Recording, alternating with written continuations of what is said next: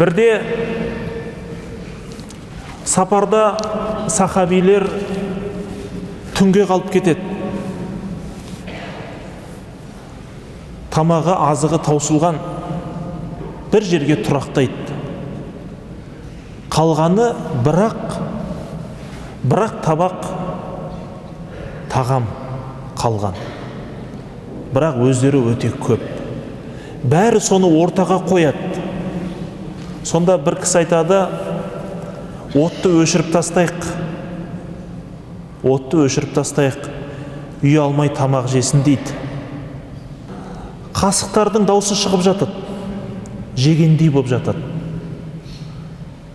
Бірақ ертең-ерте оянса, тамақ сол күйі тұр, ешкім жемеген. Сонда таң қалады, неге бұл тамақ желінбеді? Сонда әр қайсысы бауырларым жесін деп отырған екен да. Бауырларым жесін деп әр қайсысы сол ниетте отырған екен. Тамақ жегеннің жаңағы амалын жасап отырған екен. Нәпсілерін тыйып,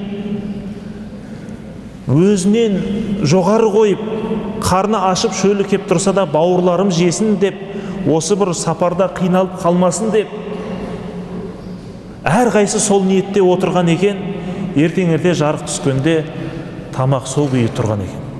Міне, бауырмашылдықтың сипаты қандай болған?